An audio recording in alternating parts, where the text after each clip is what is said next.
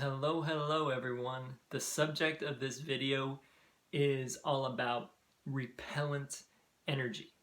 So this is a concept that has been revealed to me in so many ways over the last few years, and I've gotten intense realizations about it recently. And what repellent energy is it's coming from lack, and it's actually repelling what you want. And it actually stems from wanting itself. So this requires some explanation. When you come from a place of lack or wanting or attachment or chasing or forcing, you're actually repelling what you want.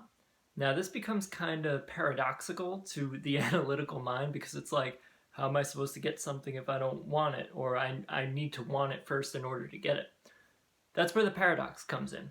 Because we've all experienced this when we just feel worthy and fulfilled and like it's all good and trusting, things start coming to us. That's when we become magnetic to things that are for our highest good. So you could think of this repellent energy as stemming from the egoic desires, attachments, all that kind of stuff. And the magnetism stems from being true in your soul and trusting that it's all good, that you're worthy of whatever comes your way. Because what comes your way when you're magnetic, it often looks different from what you thought you wanted, from those ego desires. So you might have thought you wanted certain things, but it was all egoic programs that you picked up from somewhere or that you created. And what comes in is actually a higher, more harmonious version of something that's in alignment with your soul. So here's how that repellent energy looks. In terms of like energy and energy signatures, the repellent energy, it's like constantly like reaching out and chasing and like trying to grab everything.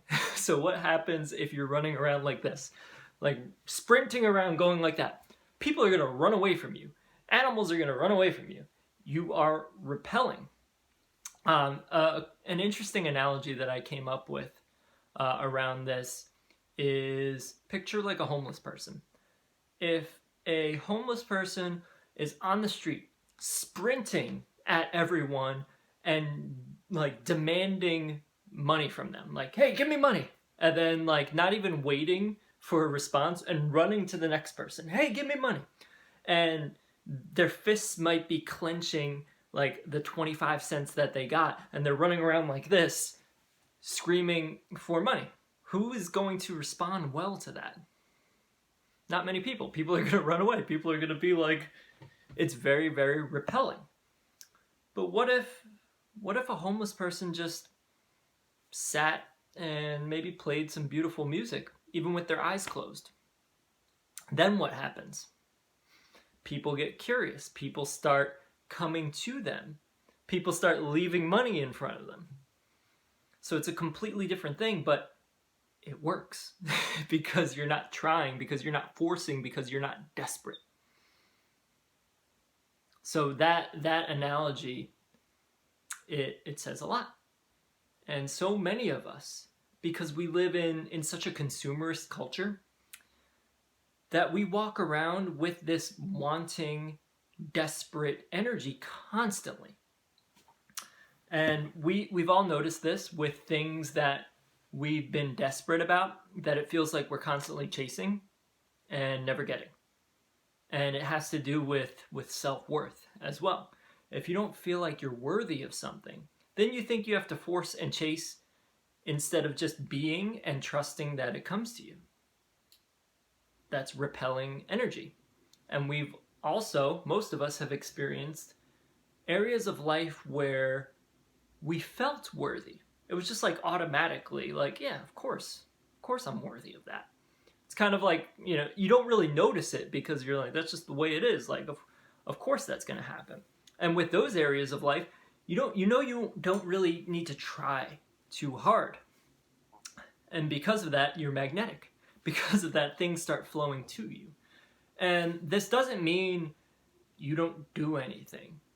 It just means you don't come from a place of desperation, chasing, forcing. You could still take action, but it's a very, very gentle, flowing action. It's not this stressful, like crazy, crazy, forceful action. And actually, stress is an indicator that you're in that repellent energy. Because stress means you're out of alignment. Stress means you're forcing things. So if you feel stress, that's an indicator. It should be an effortless action. Effortless effort. It should be a flowing. It's a natural movement. That's when you know you're in that attraction energy. Or when you know you can just be and things come to you. So that's kind of all I wanted to say about this.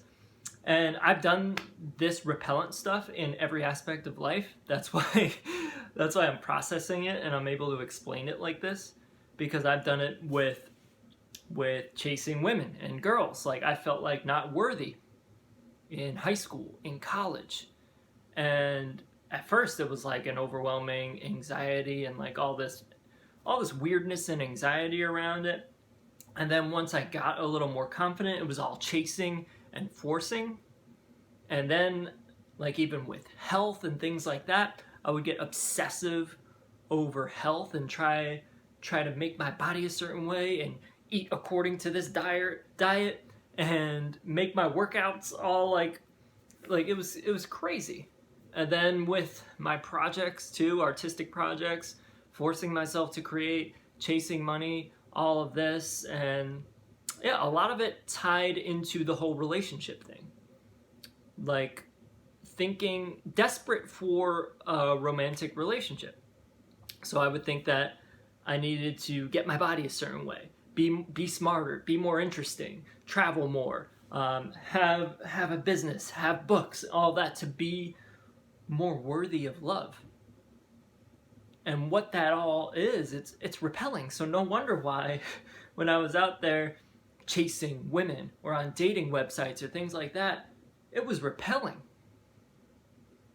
It was repelling because on the surface, yeah, I had some good check marks on the surface, but I was coming from a place of lack, of desperation, all that kind of stuff. And that is repelling. Like, think about it in terms of dating. When someone's really desperate, like the extreme example, think of like someone who's extremely desperate. That is one of the least attractive things. If someone's really desperate, it's like, whoa, you're trying too hard. So most of us aren't operating at that extreme, but most of us do it to a pretty decent extent with a lot of things in life. And it's such a repelling energy. So when you're coming from a place of lack or egoic wanting or chasing or thinking that what you want is going to complete you or make you happy, that's repelling. You're chasing, you're repelling. And the paradox is, once you realize that, wow, I'm good, I'm fulfilled, I'm complete as I am, I'm perfect in my imperfectness right now. Once you realize that, you start to become magnetic to your higher good. And your higher good might look a lot different from those egoic desires. Yeah, and it could look a lot different. So be prepared for that as well, because it also comes with a letting go of, you might have to completely let go and reevaluate what's important to you. You might have to reevaluate your checklists for a relationship, or what you think success is, what you think a successful life is, what you think really anything is. Because in order to make room for your highest path, you got to let go of the ego desires and the ego programs, because they just get in the way and they keep you in that loop of chasing. So it's all about really fully accepting yourself as you are in this very moment, wholeheartedly. And when you do that, you become magnetic. So it's like when you fully realize that you don't need everything, you open yourself up to having everything you need. And it's magical. It's paradoxical if you're trapped in the analytical mind. But that's how it works when you live from the heart. And you fully accept yourself. And you trust. Alright, that's it. I love you so much, and I'm sending you blessings, love, grace, all that. Alright? Much, much love. Peace.